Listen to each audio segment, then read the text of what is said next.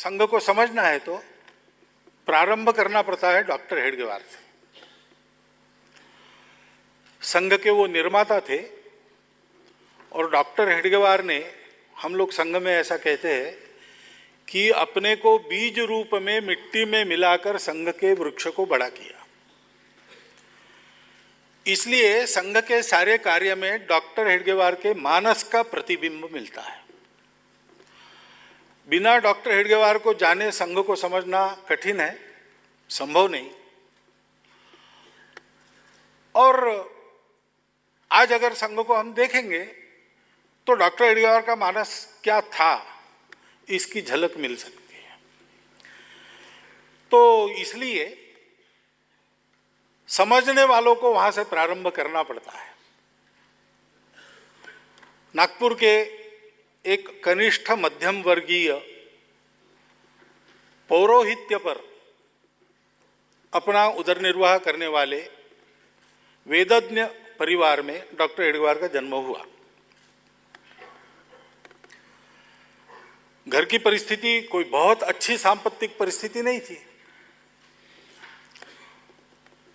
3 भाई थे, इनसे बड़े 2 थे।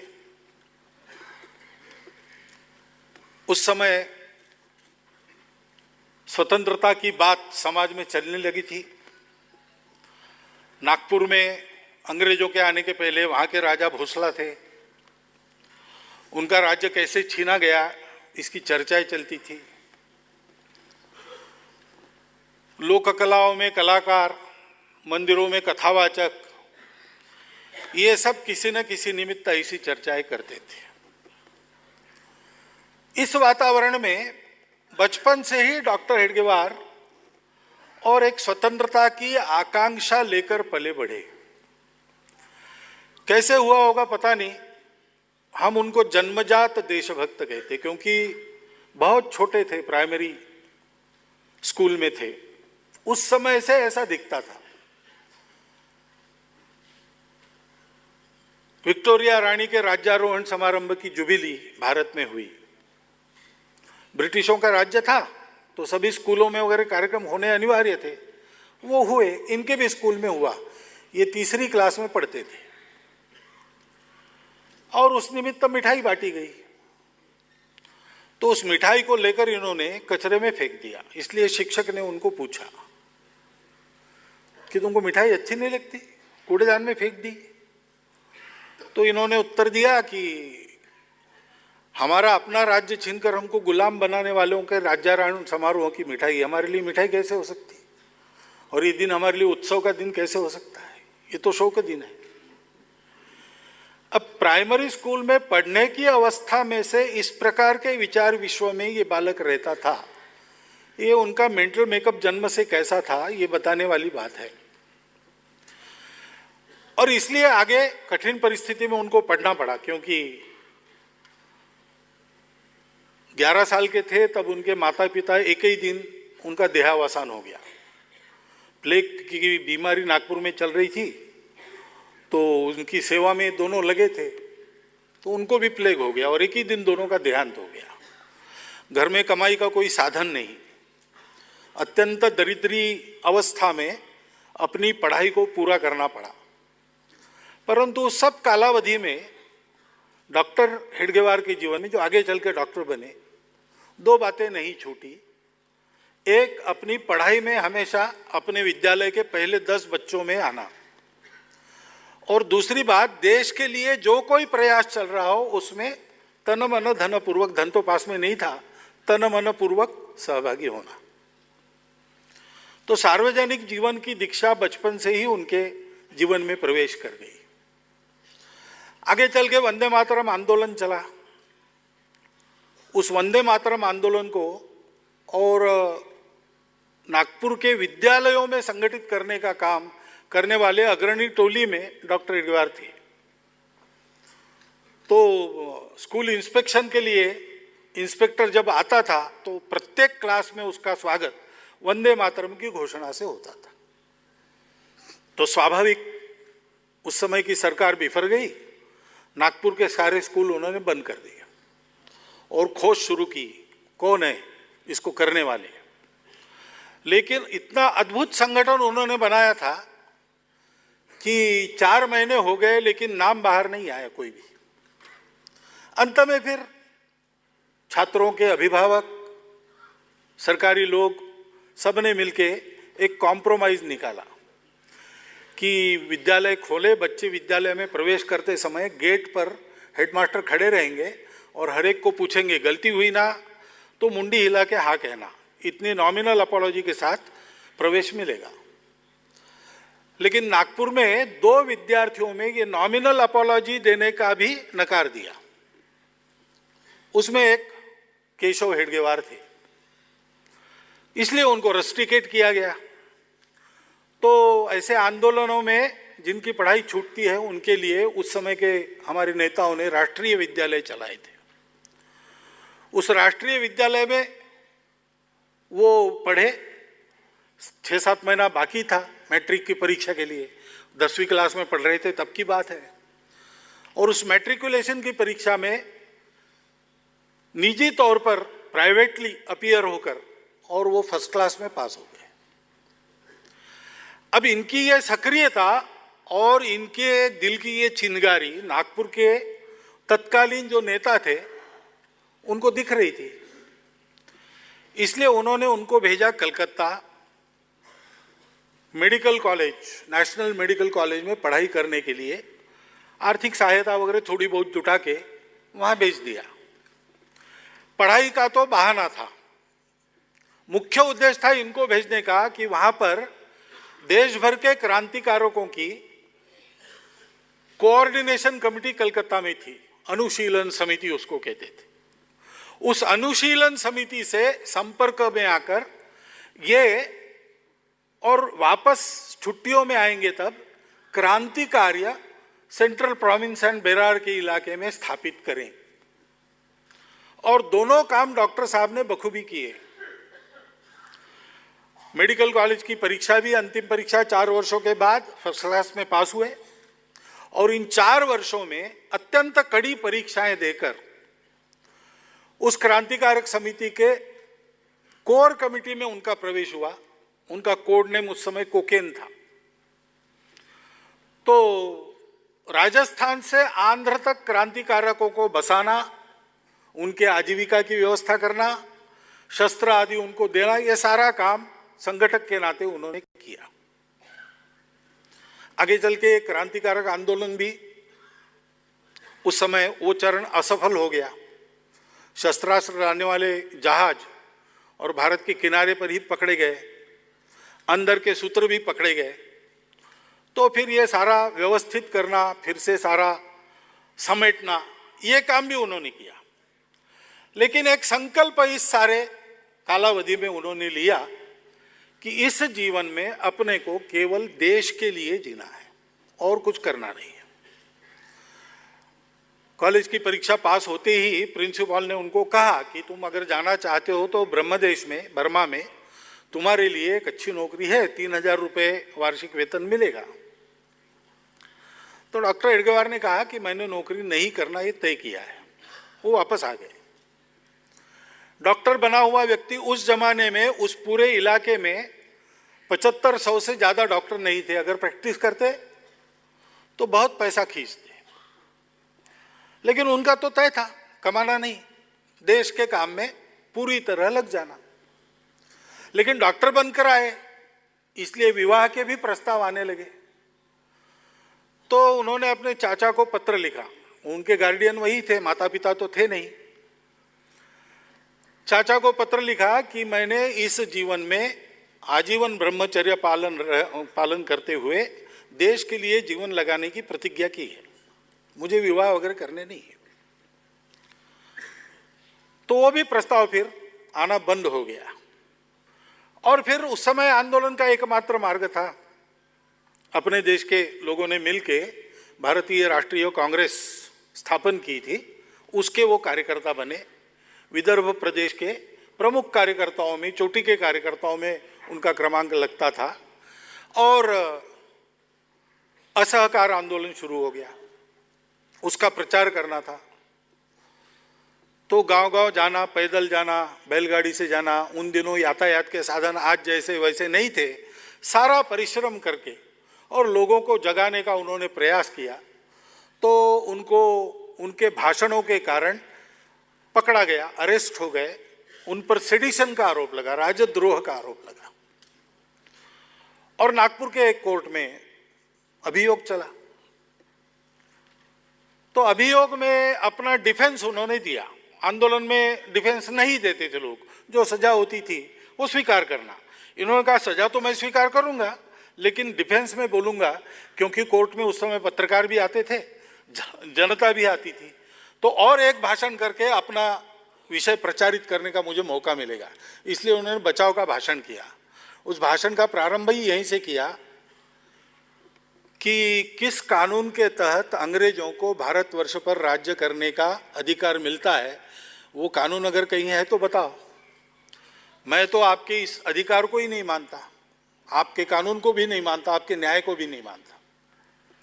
मैंने अपने लोगों को कुछ गलत नहीं बताया है, अपने समाज के लोगों को मैंने जागरूक किया है। स्वतंत्रता मनुष्य का अधिकार है। स्वतंत्र कैसे होना, स्वतंत्र कैसे रहना और अपने स्वतंत्रता के साथ अपना जीवन कैसे चलाना, इसके बारे में मैंने भाषणों में बोला है। इसको अब अगर राजद्रोह समझकर और मुझे मेरे जैसे लोगों को पकड़कर जेल में डालने की बारी अंग्रेज सरकार पर आ रही है, तो अंग्रेज सरकार ने भी समझना चाहिए कि अपना बोरिया बिस्तर समेटकर इस देश से चले जाने का उनका समय निकट आ गया है। तो जज ने उनको 1 वर्ष सश्रम कारावास की सजा देते समय कहा कि जिन भाषणों के कारण इन पर आरोप लगा है, उससे ज्यादा ज्वालाग्राही भड़काऊ भाषण इनका ये बचाव का भाषण है। 1 वर्ष जेल में गए। जेल में जाते समय उनको विदाई की सभा भी हुई, लोग आए जेल तक, कोर्ट से और पुलिस वैन में बैठने के बीच में एक छोटी सभा हो गई, उसमें इनको भाषण करना पड़ा। तब उन्होंने जो बात कही तो उनके मन में जो चल रहा था उसकी झलक उसमें से मिलती है। उन्होंने तब ये कहा, और बाद में जेल से छूटने के बाद उनकी एक अभिनंदन सभा हुई जिसकी अध्यक्षता मोतीलाल नेहरू कर रहे थे, उसमें भी उन्होंने भाषण किया, उसमें भी यही बात कही। उन्होंने कहा कि केवल जेल में जाना ये देशभक्ति है ऐसा मानने का कारण नहीं, जेल में जाना पड़ता है तो जेल में भी जाएंगे, लेकिन बाहर रहकर लोगों के मन में स्वतंत्रता का अर्थ, स्वतंत्रता की प्राप्ति के लिए करने के प्रयास, इनके बारे में जागृति करना, ये भी देशभक्ति है। तो 1 साल मैं कारावास में रहा तो मेरा तो वजन बढ़ गया, मेरे ऊपर कोई दुष्परिणाम नहीं हुआ, लेकिन मुझे विश्वास है कि हम जैसे लोगों की अनुपस्थिति में ये काम तो चला ही होगा। और फिर से उन्होंने अपना जागृति का कार्य प्रारंभ किया। अब थोड़ा हम पीछे जाएंगे, क्योंकि ये सारा काम करते समय देश के सार्वजनिक जीवन में डॉक्टर हेडगेवार का संबंध सर्वत्र आता था।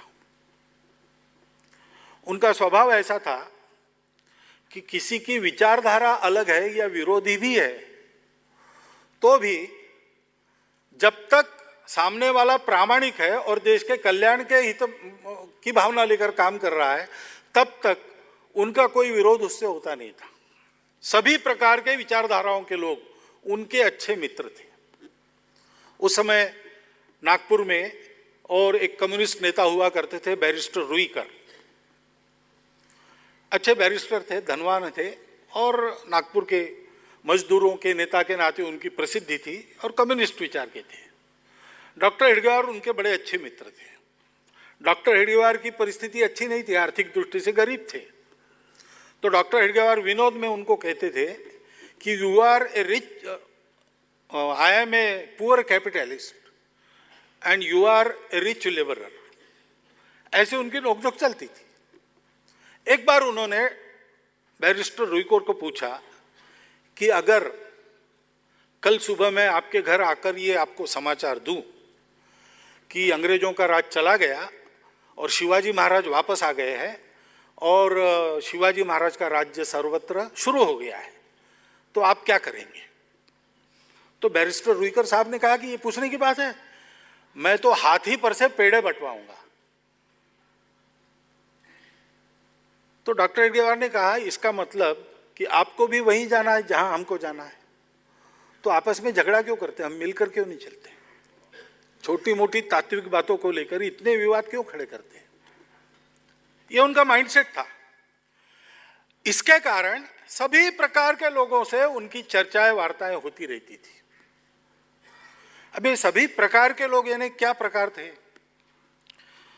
तो मैंने जो अध्ययन किया है थोड़ा बहुत, उससे मुझे ऐसे लगता है 1857 में देश को स्वतंत्र करने का एक बड़ा प्रयास भारतवर्ष में हुआ था, वो विफल हुआ।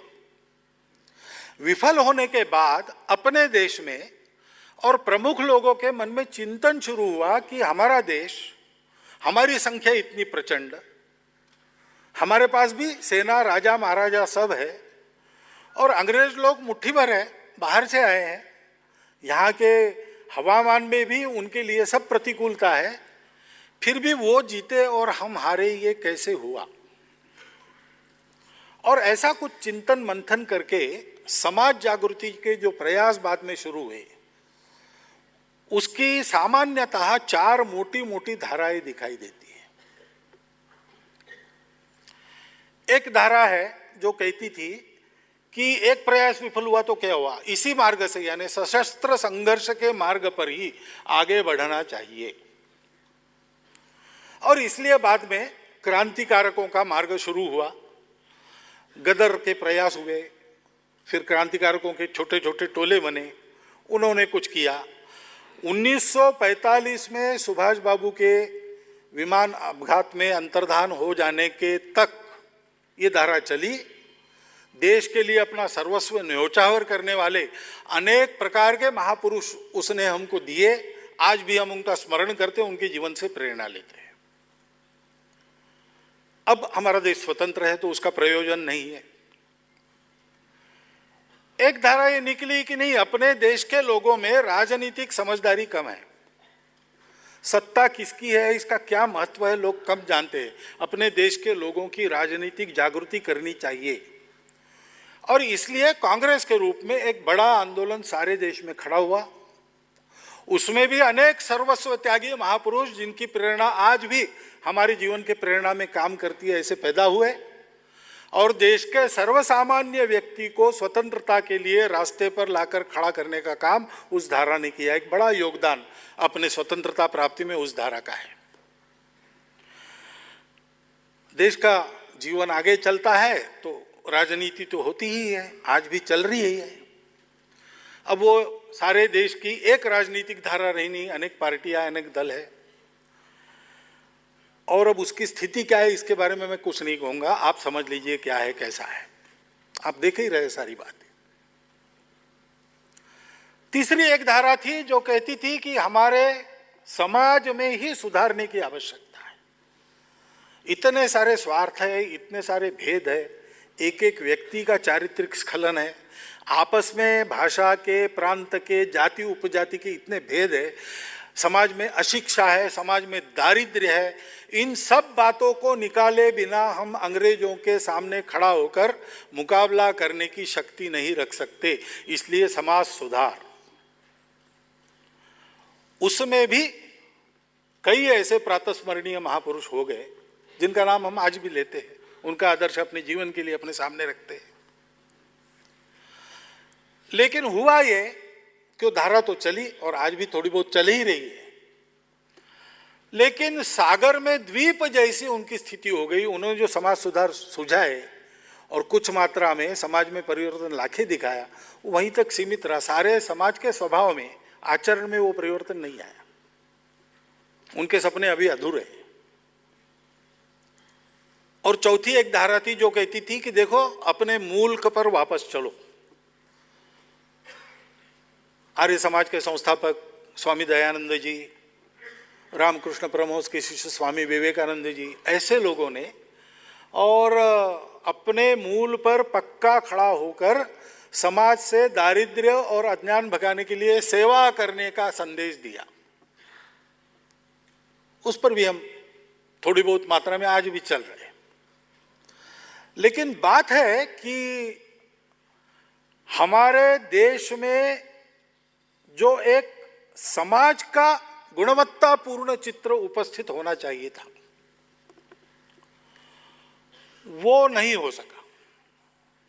स्वतंत्रता के पहले नहीं हुआ और स्वतंत्रता के बाद आज के समय में हम बैठ के जब अपने देश को देखते हैं तो हम सबको इसकी आवश्यकता महसूस होती है।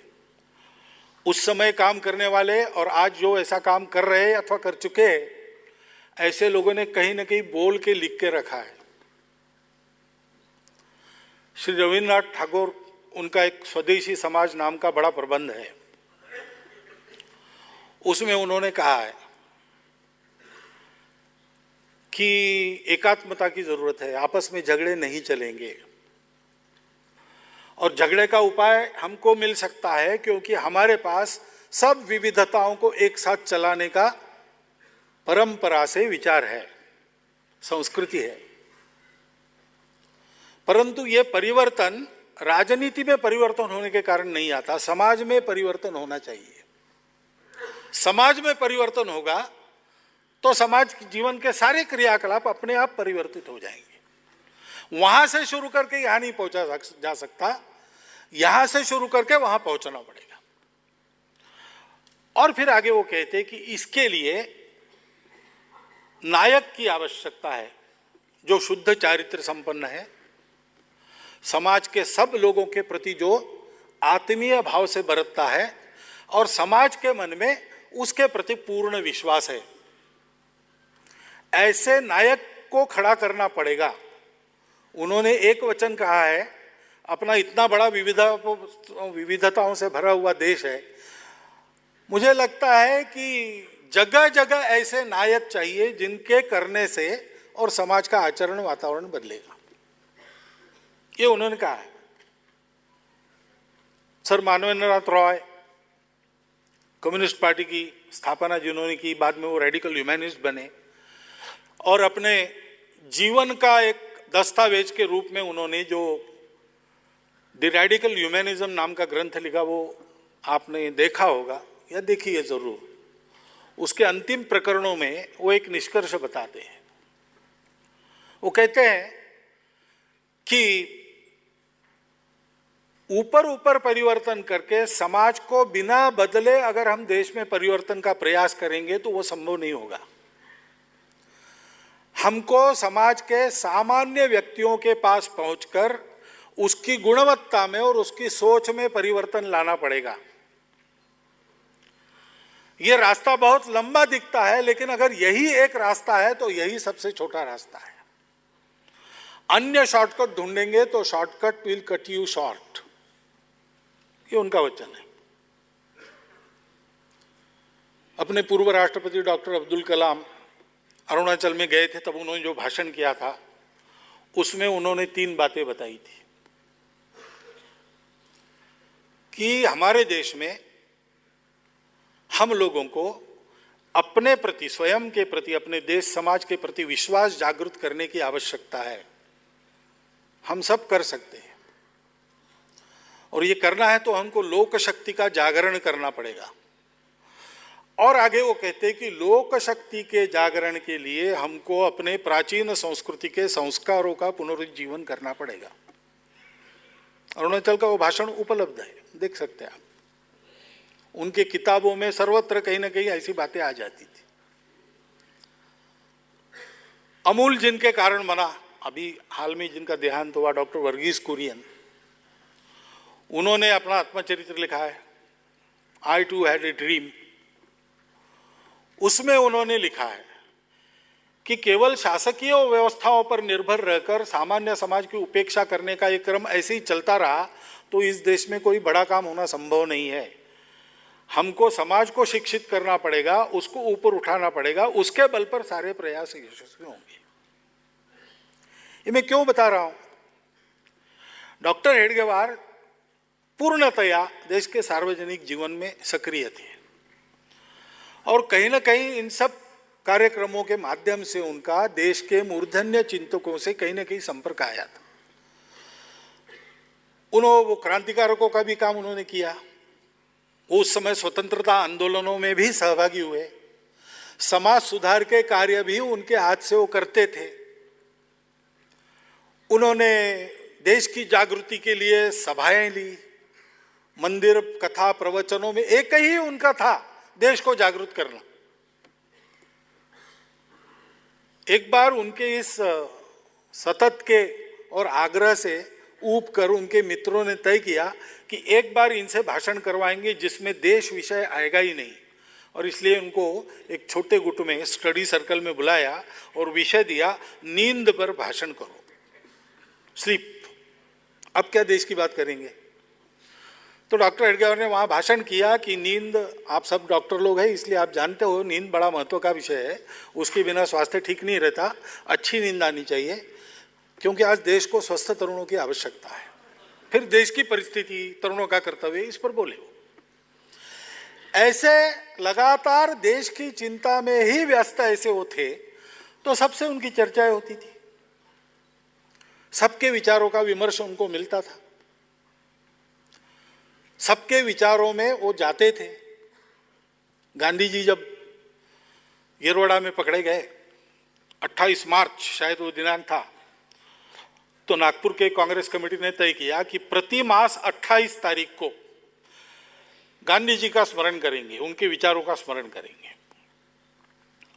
और 1922 में 28 अप्रैल को पहला एकत्रीकरण उनको बुलाना था किसी को, उन्होंने डॉक्टर हेडगेवार को बुलाया वक्ता के नाते। तो डॉक्टर हेडगेवार ने वहां उनको कहा कि गांधी जी का मात्र स्मरण करने से काम नहीं चलेगा, उनके जीवन में जो पराकोटि का त्याग है और संपूर्ण निस्वार्थ भाव से देश समाज के लिए काम करने की जो ललक है, उसका हमको अनुकरण करना पड़ेगा। वो सुभाष बाबू से मिले थे, वो सावरकर जी से मिले थे, क्रांतिकारकों से उनका तो संबंध था ही। राजगुरु जब भूमिगत हुए तो नागपुर में, विदर्भ में उनके रहने की व्यवस्था उन्होंने की थी। ऐसे सब लोगों से उनकी चर्चाएं होती रहती थी। उसमें से उनके ध्यान में आया कि सबको ऐसा लगता है कि जो उपक्रम हमने हाथ में लिए वो कभी न कभी यशस्वी होंगे, परंतु बार बार ये काम करने की आवश्यकता हमारे समाज में पड़नी नहीं चाहिए, ये अपने आप होना चाहिए। स्वस्थ समाज में समाज के लिए जो आवश्यक है वो अपने आप होते रहता है, किसी को करना नहीं पड़ता। लेकिन ये जो बार बार आवश्यकता पड़ती है, इसका कारण हमारे समाज की कोई कमियां हैं, और उन कमियों को सुधार कर अगर हम समाज को खड़ा नहीं करेंगे तो हमारे सब काम या तो अपूर्ण रह जाएंगे, या तो तात्कालिक रूप से ही सफल होंगे, या असफल भी हो सकते हैं। ये चिंता सबके मन में है, ये उनके ध्यान में आया। त्रिलोकनाथ चक्रवर्ती प्रसिद्ध क्रांतिकारक थे कलकत्ता में, बाद में वो दिल्ली आए। डॉक्टर हेडगेवार की हम लोगों ने जन्म शताब्दी जब 1989 में की उस समय, और उनको उस शताब्दी समिति में लेने के लिए हमारे कार्यकर्ता उनके पास गए थे। तो उनको जब बताया तो उन्होंने सम्मति तो दे दी। फिर उन्होंने कहा कि 1911 के समय एक बार, और डॉक्टर हेडगेवार मेरे घर आए थे, परिचय तो था ही, क्रांति कार्य में सहयोगी थे। तब उन्होंने ये बात की कि दादा, लगता है कि इस समाज को कुछ ट्रेनिंग देने की आवश्यकता है, और ये ट्रेनिंग देने की फुर्सत किसी को नहीं है, सबने अपना अपना काम चुन लिया है। मुझे लगता है ये काम मुझे ही करना पड़ेगा। तब से उनके मन में विचार था कि स्वतंत्र देश कहलाने के लिए योग्य समाज हमारा नहीं है, उसकी योग्यता बनाने का काम करना पड़ेगा। और इसलिए उन्होंने प्रयोग किए। लगभग 7-8 वर्ष ये कैसे हो सकता है, इसके प्रयोग किए। क्या कार्यक्रम होंगे प्रशिक्षण में, इसके प्रयोग किए। अनेक संस्थाएं चल रही थी, उनके काम देखे, उसमें से कुछ लेके प्रयोग करने का प्रयास किया, कुछ अपने मन से सोचा। कुछ मंडल चलाए इस प्रकार प्रशिक्षण देने वाले। वर्धा में उन्होंने एक राष्ट्रीय स्वयंसेवक मंडल भी चलाया। संघ का नाम, संघ की स्थापना के 3-4 वर्ष पहले ही उसके 2 शब्दों का उपयोग उन्होंने किया था। और ये सारे प्रयोग करके अपने समाज को खड़ा करने की एक पद्धति उन्होंने उत्पन्न की।